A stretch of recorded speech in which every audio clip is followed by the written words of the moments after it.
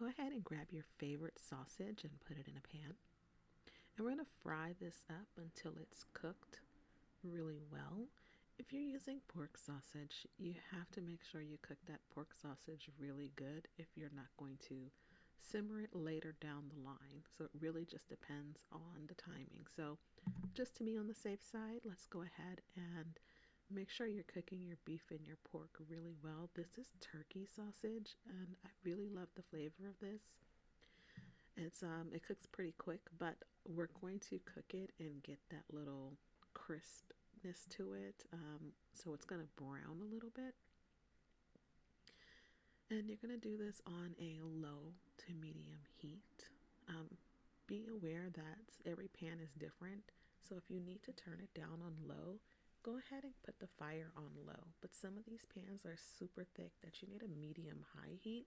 Again, it's about knowing your cookware so that you can get the outcome you're looking for.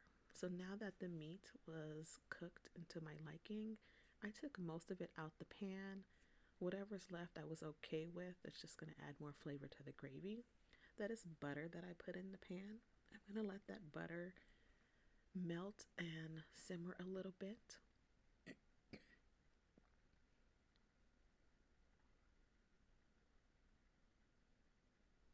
Now, the amount of butter that you use is definitely up to you. It doesn't have to be this much. I'm actually making a big pan of gravy. I went ahead and chopped up some peppers and onions for this, and I'm going to go ahead and add it in the pan as the butter is melting. Now, if you don't like peppers and onions, that's fine. You can leave it out. If you don't have onions, you can really use onion powder. It's about the same. It's about really what you like. Cooking, you have to do it to your liking, and that's really what really matters because you want to enjoy your own food. So, as these peppers are going to get sauteed, again, remember you don't have to use this. You can use black pepper and salt or something else or onion powder. Do it all to your liking. I am going to start adding seasonings to the butter because I like to bloom my seasonings. And this is the blend by Kinder. And I really like this because it's plain and simple. It's salt, garlic, and pepper. It's the easiest thing to use. I'm also going to use a little onion powder because I didn't have onions for this video. And or I didn't feel like chopping up onions. I don't remember. But again, onion powder works just as well. And this process again, it's called blooming. And as soon as I get that seasonings bloomed up with the butter, I'm going to go ahead and add that flour in so that the flour can start to absorb the butter and start cooking.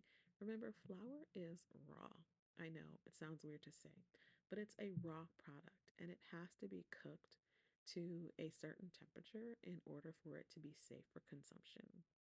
I know no one talks about that enough, but that is why we cook the flour. So we are going to brown it, but not too much. You can make this browned gravy or you can make it a white gravy. It's really up to you and the flavor you're looking for. For this, because it's like a breakfast and brunch type of gravy, I'm going to go for the lighter side of gravy. I typically like to add water and milk and or cream. But in this process, you have to do it slowly because if you do it too fast, when you're adding the liquids, you're actually going to have chunks and lumps of flour. So you want to hydrate your flour slowly as it absorbs and as it's thinning out your flour. Again, I am making a lot of gravy, so I used about a third or a half cup. If you're going to make just a small amount, I would use about 2 to 3 tablespoons of flour to about max a cup and a half of water. Also, it also depends on how thick you want this gravy.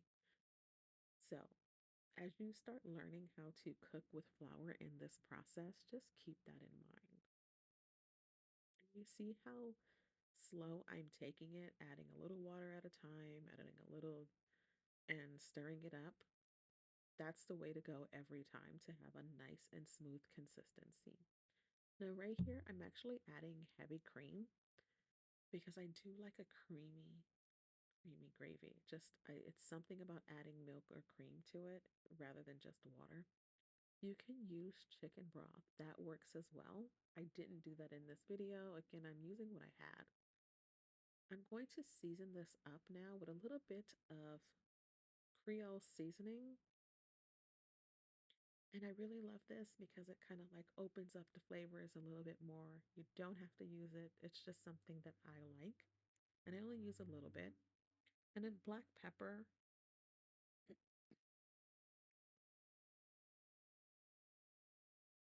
mixing it all in. Now, the gravy is nice and thick enough to use on whatever you want. You can put this on potatoes, you can put this on biscuits.